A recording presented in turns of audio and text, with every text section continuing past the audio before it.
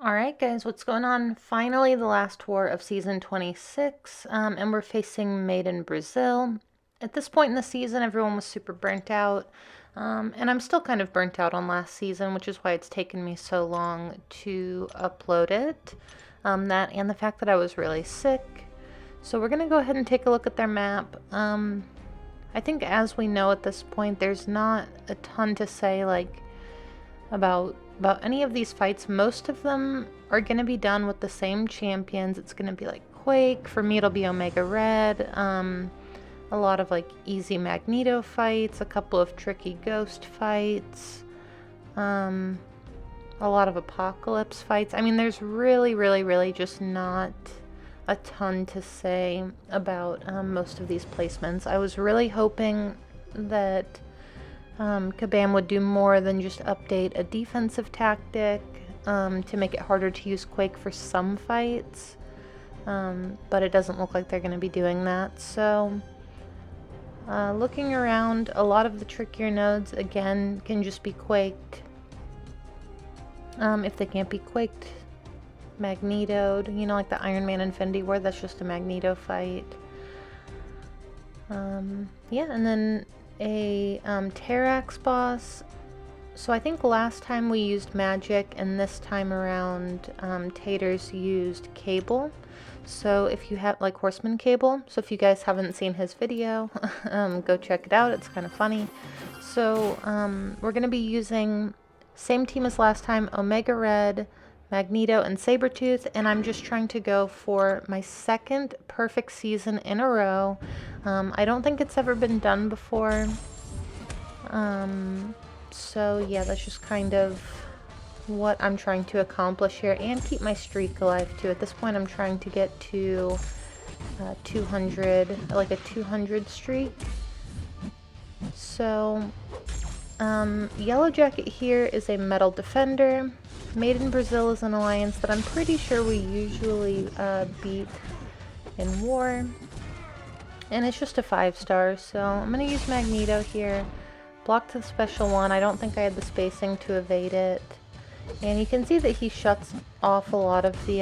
this node has Aggression Fury, which normally I hate, but since it's just a 5-star, I'm really not too concerned about it. So just gonna build up some prowess with my heavy attacks. And I'm not sure why I like just kept missing parries in this fight. No, I do know why. So the last 2 wars of the season, I was so sick that I literally couldn't get out of bed. So I was playing, like, I barely even remember these last 2 wars. I was playing on so much like decongestant and cough medicine. I never take stuff like that. But I was just like, I mean, I literally barely remember these fights, so kind of watching it back for the first time along with you guys. This next node here, this is Power Focus 1 and Power Alternator. So I'm not worried. The only thing with Black Panther Civil War that you need to be careful of is when he has a Fury, I'm pretty sure that he can resist your heavy attack. So I'm not going to heavy, like he'll go unstoppable, like Killmonger when you hit him on the block. So I'm not going to lock in my spores here. I'm glad I at least had the wherewithal to to remember that. And then my next fight here, this is just going to be a 5-star moleman. This is Aggression Prowess and Power Focus 1. So not a super hard fight. Especially with Omega Red, and pretty much with anyone. If you're gonna do like medium light combos, there's very little risk in this fight, and it usually kind of changes the way that the AI plays as well. So I really hate when Moleman throws his special one, just because, you know, you lose so many spores. I had like almost 30, I'm down to 17 now. Gonna throw another one. You can see I'm down to like 4. So yeah, you lose like almost all your spores. I'm just gonna go ahead and finish with a special 2 though. So yeah, that fight is over. Next up here, I'm gonna be on path 5 in section 2. Again, this is like another lane that I don't think it's like super hard. I do think it's one of the more like skill intensive lanes on the map.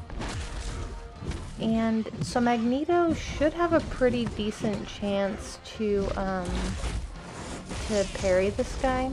You can see that I decided to go for an intercept early and I just shut the node off, so I don't have to intercept him anymore. Ebb and flow intercept is gone. And I'm just gonna try to bait out special ones here. You know, yeah, see right there, I get hit in this fight. Really doesn't matter a ton. You can see I just reparried there, neither of them landed. Got hit again there. Wow, I was really, really not playing well. And again, this is when I was, I mean, no excuses, you know, but I was super, super sick. Like, I was actually really disappointed about the timing because I wanted to kind of enjoy this since I was going for, you know, my second, I guess, quote-unquote record of this season. I really wanted to, I really wish that I was more like mentally present for it, because it was pretty exciting. I think I would have been a lot more excited if it had happened when I wasn't sick. So here we go, we're like a minute and a half in. Again, the node is gone and the fight's over. So took a couple hits, not a huge deal. And in this next fight, I was actually really worried about it. My friend Nims from Savage Squad, he has a rank 3 6-star Omega Red. He's taken this fight before, so he kind of gave me the strategy for it, like when to dex and when not to, which I really, really appreciated. And I guess that for this node, you don't, like, you can just out-damage her completely, so you can see I'm not really comfortable with when to, like, when I can dex and when I can't. And it seems like she's just kind of cleansing everything, so I just turtled up for the majority of this fight. Omega Red does have a chance to go unblockable. And you can see here the fight's almost over. Got one last intercept here, and she went down. So a little bit nervous for that fight just because she's kind of new. Not a huge deal though. This next fight here, this is going to be Nick Fury. This is common placement. I've taken him here quite a few times. I've had some really good runs against him, some not so good runs. This one is not going to be one of the better ones that I have. This is Ebb and Flow Intercept. Yeah, this is Ebb and Flow Intercept. I know it has crumbling armor, and I can't remember the name of the other node, but he's going to gain more power and attack the more debuffs he has on him.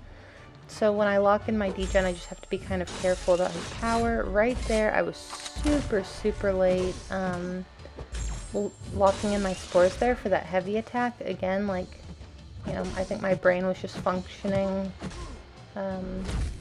I wasn't firing on all cylinders, I guess. So here, I still have the Fury. I'm going to go ahead and push him to his real Nick phase. Got a pretty good intercept here.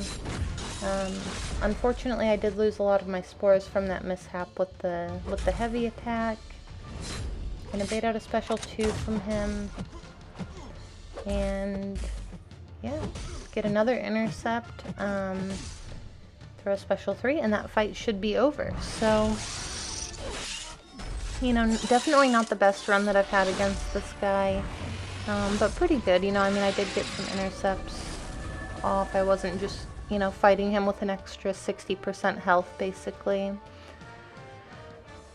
So that fight's over, and let's see, I think I take another fight.